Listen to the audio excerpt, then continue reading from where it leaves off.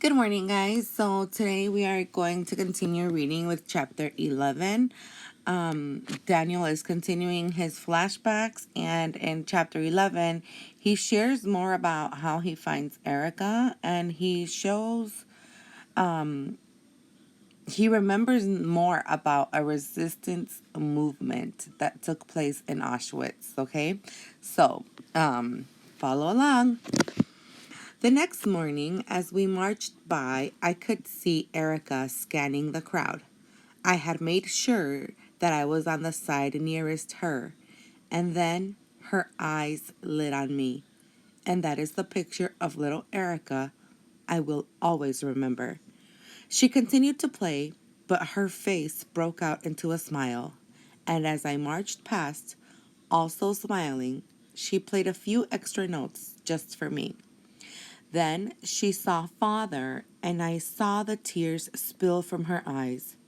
She never stopped playing, but in her eyes there was hope now instead of emptiness and death. That was when I knew for certain that mother was dead. Had mother been alive, Erica would not have let herself sink into such despair. Despair is one of your words, so I'm going to go ahead and circle that. And you're going to use the clues here to help you figure out what despair means. She must have believed she was the only one of us left. I wondered where she was staying and how I could get to see her. The train rattles on. It is dead of night now, and cold. I think of the next picture. I don't want to think about it, but I must. It is the worst thing I have ever seen. Beyond nightmare, beyond belief. It is of bodies burning in pits. Because the crematoria weren't eliminating the bodies as quickly as the Nazis were gassing them, so they threw them into huge pits. I'd been slaving at the factory for about a week when a new worker was added to my group. It was Adam, a boy from our youth group in Lodz. I was delighted to see him. He was a big fellow, a Polish Jew who spoke Yiddish. On our lunch break, he motioned me over to him, and we sat slightly away from the others, our backs against a stack of wood. He spoke in a low voice. Don't give up, Daniel. The Russians are close, and there's a resistance here. I'm part of it. Actually, you know what? Now that I think about it, I'm going to go ahead and circle resistance, because I'm not sure you guys know what that means. Those of you who speak Spanish, go ahead and translate it into Spanish, and it's the same thing, resistencia. But here, you should be able to figure out what resistance means. Sorry. Okay. I'm part of it. I think you should be too. In fact, there's something very important that needs doing, and I think you're just the right person for the job. Whatever it is, I'll do it, I declared. Anything is better than sitting here like a helpless rabbit. Right, he said. I'll see what can be done. The next day, he told me more. Hundreds of thousands of Hungarian Jews are being transported here, all to be gassed.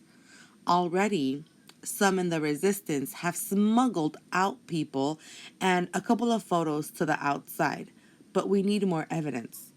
We must convince them that with a few bombs, the gas chambers could be destroyed. And the Germans can't kill us at this rate. I'm told it's almost 25,000 a day without the gas chambers. There are a ton of cameras in Canada. The storehouse complex was called Canada because it was bountiful and full of good things, just like the country of prisoners had named it after. I've told my contacts about your camera in the ghetto, how you took pictures all those years without getting caught.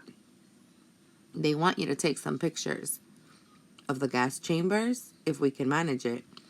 otherwise of the fire pits where they're burning the bodies. A chill ran through me.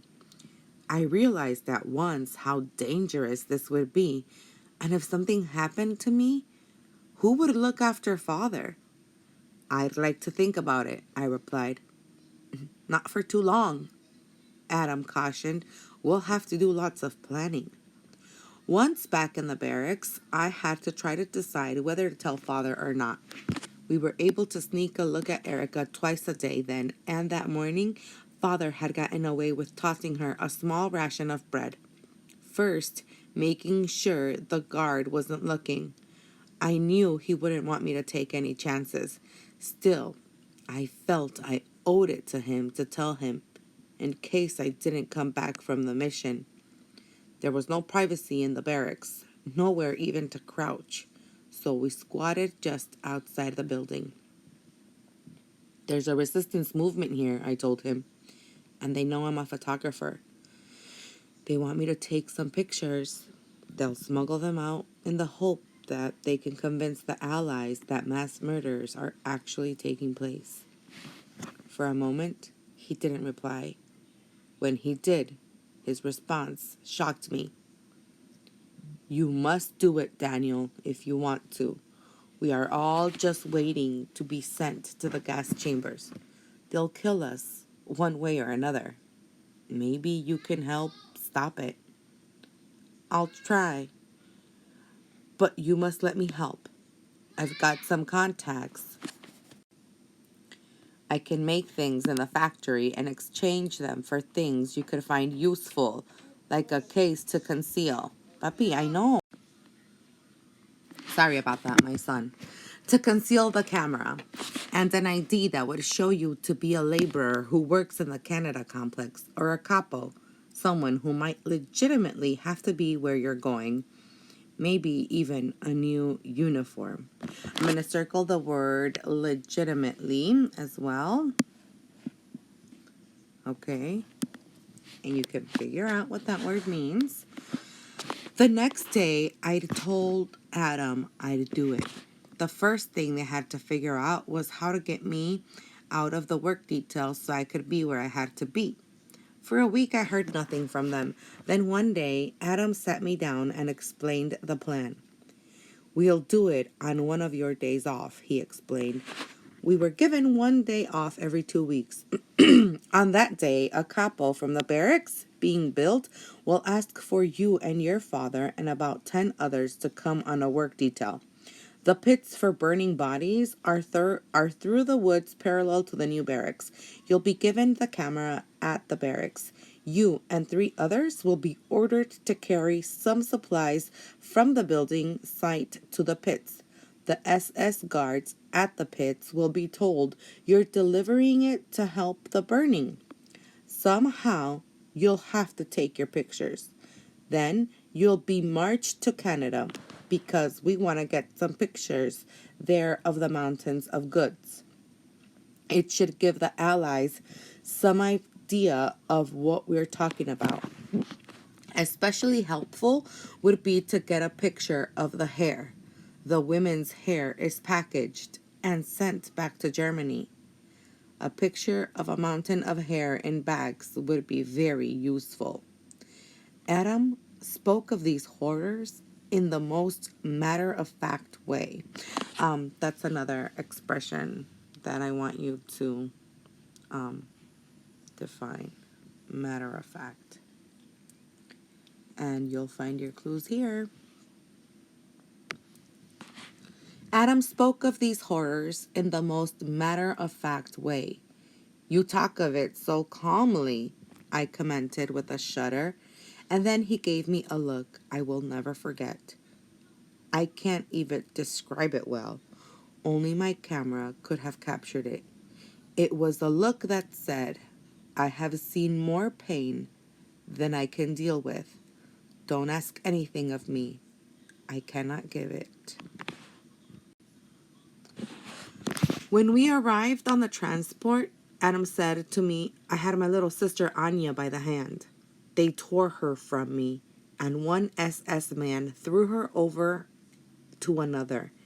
She screamed for me, Adam, Adam. Then the SS man took her little body so she was face up looking at him, and he raised his knee and broke her back like it was a stick. Then he threw her away onto the ground. I live only for revenge now, he added before he moved away. Wow. That's está fuerte. By the time the next free day came, I was in a general state of terrible anxiety mixed with excitement. For once, I was going to be able to do something. My father also seemed in better spirits. By then, he had managed to develop quite a secret trade. He manufactured spoons and knives at the foundry where he worked. It was dangerous, but he felt it was worth the risk. He bartered the utensils for 2 bowls, one for each of us. That's one of your vocabulary words. Bartered. Here we go. He bartered the utensils for 2 bowls, one for each one of us, a nicely made cloth case that attached to my string belt under my top to hold the camera, and a new uniform so I could pass for a worker from the Canada complex because they always looked clean and neat. We kissed each other that morning at the 4:30 roll call, and he wished me luck. At 5 a.m., orders came for our departure. A capo I had never seen took charge of us. He beat a few of us around the head, and he kicked Father savagely. I wondered if the plan was still on. Surely this couldn't be a resistance man, and if it was, I thought he played his part a bit too convincingly. It was not a long march from our barracks to the building site. We were given the job of lugging huge slabs of wood that sat in a large pile over to the barracks in progress. The slabs were heavy, and it took 2 people to carry one. It was terrible work. Soon, the skin over my shoulder bone was cut and bleeding as the wood pressed down relentlessly. As Father and I were lowering a slab, the capo came up to me and punched me in the stomach. I doubled over. The capo reached down as if to give me another blow, but instead, he slipped me the camera. Clutching my stomach, I quickly tucked it into its case and muttered to the capo, "Have you ever heard of pretending?" Surely his blows didn't have to be so real. We continued to work until mid-morning, when he ordered 3 pairs of us to follow him into the woods. He then pointed out 3 vats of alcohol that had been left under the trees. We picked them up and followed him to the clearing. Smoke seared our faces, and the stench of burnt flesh was so horrible, I thought I'd faint. I am going to put a star right here because this is definitely a piece of imagery, okay? Smoke seared our faces. To sear means to burn, okay? And the stench of burnt flesh was so horrible, I thought I'd faint. Flesh is carne, como la carne de tu cuerpo. Okay? So that's imagery. The author is helping you have a vivid image of what's going on by giving you these vivid verbs. I thought I'd faint. He marched up to one of the SS guards on duty and informed him that we had been ordered to pour extra alcohol over the fire, as if it wasn't burning fast enough. The guard nodded and let us proceed. We threw the alcohol onto the blaze, and for one terrible moment, I was forced to look into the pit. There, I saw corpses of every size turning black from heat, and I realized that people I knew could be in there, and that they were not just bodies, but each one A murdered human being, and I almost threw myself in with them. That was the closest I'd come to ending it all, which was strange because it was supposed to be the moment I defied the Nazis and could once again feel like a human being. But what did it mean to be a human being? That we could do this to our brothers and sisters? Perhaps it would be better to resign from the human race altogether. It was my father who saved me. He came up behind me and spoke quietly. Daniel, if we let them kill all those who still remember what it is to be human, what will be left? Still, I wasn't convinced. I didn't care. Daniel, if you jump, I'll jump after you. I knew he meant it. I could not be responsible for his death. I took the camera out of its case and made sure the exposure was such that the flames would look like a bright white background and the blackened bodies would show through clearly. I took three pictures. Before I put the camera back. Then I threw the rest of the alcohol into the pit and turned away, the blistering heat tearing through me. Our couple then marched us toward the Canada complex. To get there, we had to pass rows of people just off the transports and on their ways to the gas chambers. I looked at all of them, women, children, old men, even healthy men, and I wanted to warn them that soon they'd be nothing but ashes. But I knew I'd be killed on the spot.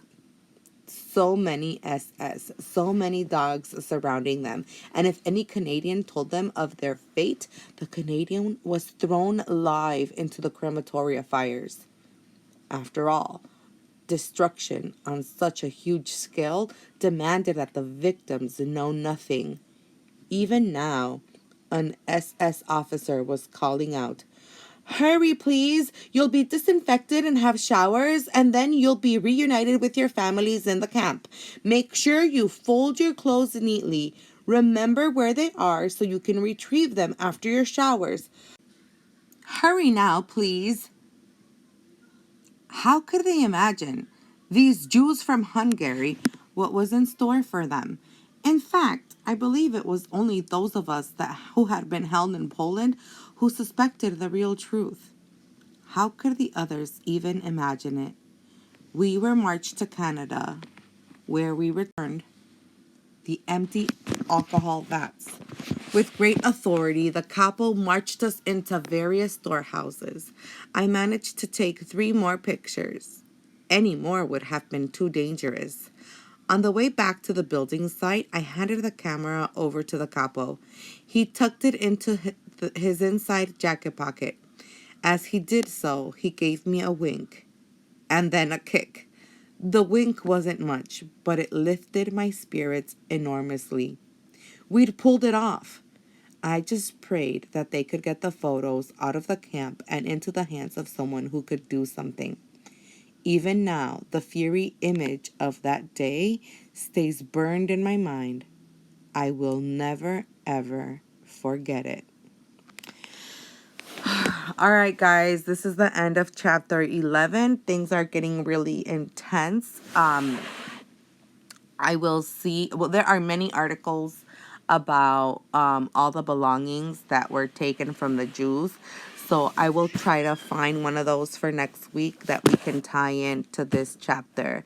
I really do hope you guys are enjoying this book. I really love it, and it's part of history.